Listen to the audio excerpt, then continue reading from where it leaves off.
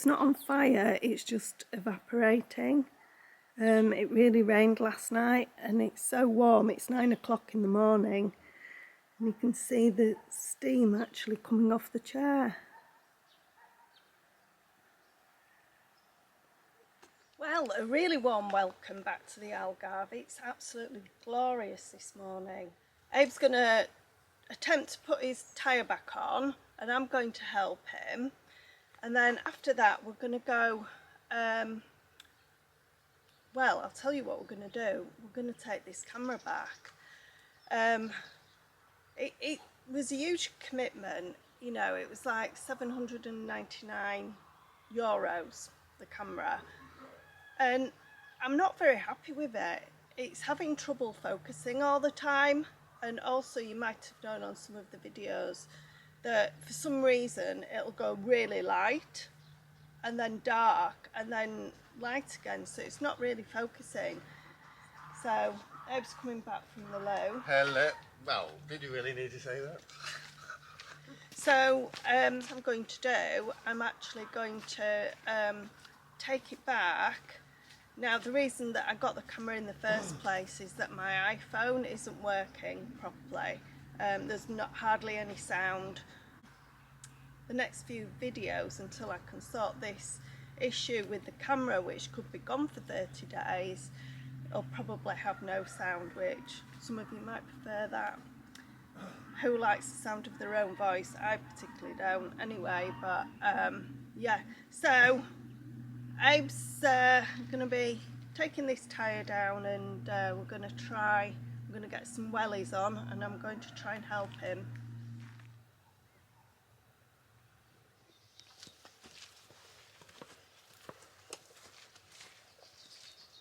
A lot of people said that they'd love to have helped Abe with the tyre, and hopefully when we get the cottage up and running, it might be something that you might be interested in, getting a bit of farm life on your travels. So yeah, that'd be nice. I'm going to try and attempt to put this back on. You're a bit noisy.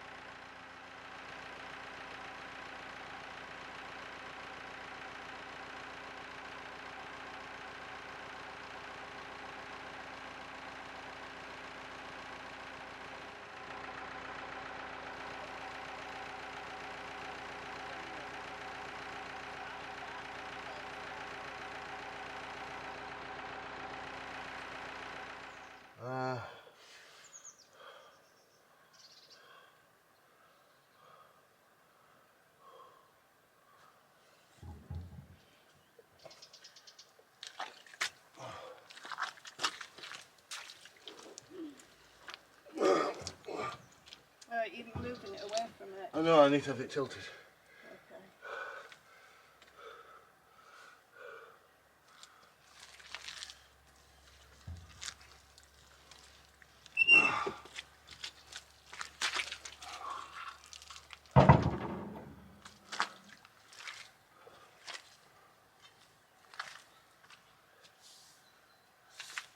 Do you think this side would be better with the crowbar in? I'm stuck.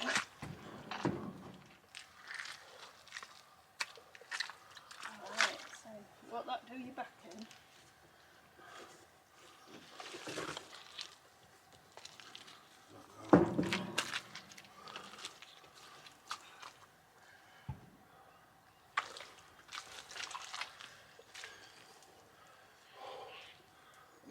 Tilt it in. You're pushing it forward and trying to slide it back.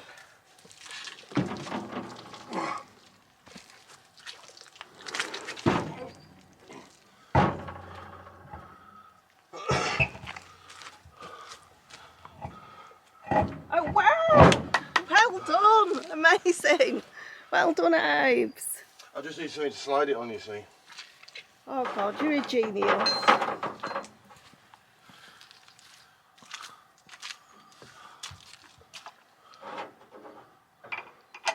Work out in the end. Oh. Out. Have you got all the... Yeah. Those... There's one missing. There's a box up there.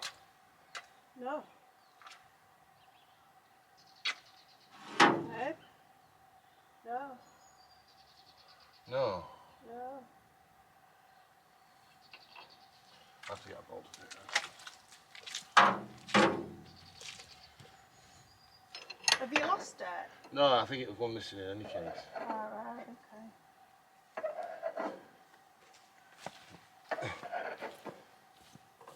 So Theives using the pole to tighten it up.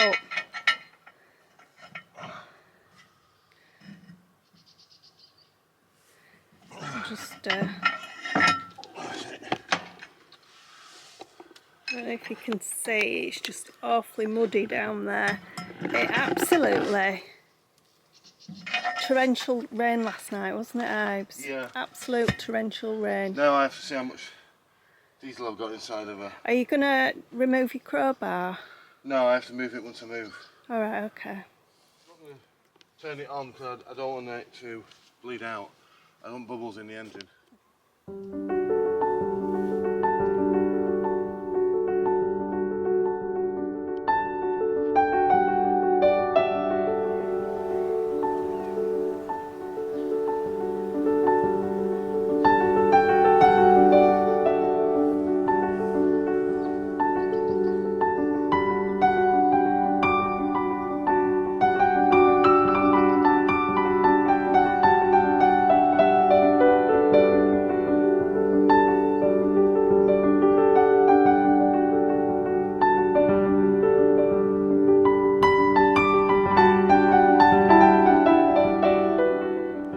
Our subscribers, Tina and Ken, actually brought us over from New York some hibiscus hibiscus roselle, and you make tea from it. And they actually came on Monday, and I wasn't quite sure how you did it, but she's actually showed me. You actually pop those off and get rid of the centre. This one's gone a bit gooey. We had so much rain last night.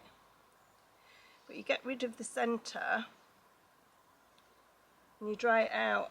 Maybe that one's not a good one. So you get rid of the centre. It's got too wet. And you dry them out, and it's really rich in vitamin C.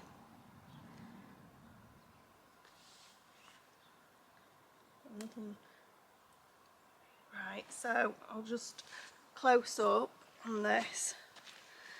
So they do have a beautiful flower, but you actually take the flower out and you're left with this.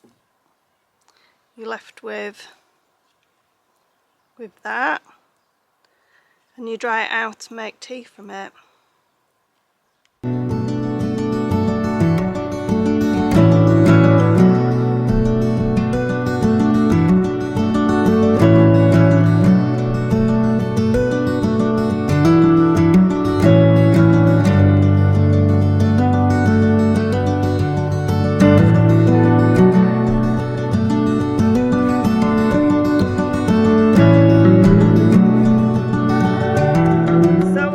What's happened? Okay, the ongoing saga of Sharon. Now, she's working absolutely fine now. Hydraulics are perfect, wheels are fixed, battery was changed, everything was working fine. When I decided to, after I put the wheel on Sharon, I decided to move Sharon into a better position because she's out in the middle of the field and open to all elements. But when I tried to move her, the engine wouldn't start. And then I realised that there was no diesel in her. Now I know for a fact that there was every time I finish working with Sharon, I always make sure that she's quite full up, or she has at least have a half a tank. And I noticed also that the cap at the top was loose, so I presume that someone's come on the land, siphoned her out, because Sharon was right in the middle of the field. There's no way to keep tracking her, and took all the fuel out of her. So it's a ball ache because it means I had to bleed all the injectors, but bleed the engine. So how much did it cost in fuel? It cost an extra €80. Yeah. But she had half a tank, so I imagine €40. See, this vehicle here... So you think €40 they got away with? You see, €40 would have been enough to clear all this area here easily. Yeah. Because she's very, very economical on fuel, unless someone steals the fuel. Yeah. Now, I know that the fuel had been taken because there was half a tank before I finished and I parked her up. Yeah. Which is a shame, really, but it is what it is. If you leave a vehicle, especially a big vehicle like this, out in the open, you're going to get opportunities because fuel is so expensive right now. Yeah. Yeah, it doesn't matter if you're in America, or everybody says fuel is expensive. So, I've learnt my lesson. Always park your vehicle close to your house. Yeah. I didn't really have much of a choice because I couldn't move her because she had a flat tyre. Yeah. But on this case here, it was like a little bit of a double whammy. But and the silver line of the thing, at least it didn't steal the good tyre. Don't say that, Ebbs. Because don't say that. So the question is how safe are these houses? We have a friend who lives in the next village on, and their parents have had their house for over 20 years, very similar to ours. They don't live in their house. She's lived in the house recently, but they've been coming to and fro. And over the 20 odd years that they've actually had the house, they've been broken into 4 times. Now the thing is, you might be lucky and never get broken into at all. And it is one of those things that when you get something isolated as this, people are used to coming onto your land, taking the carobs.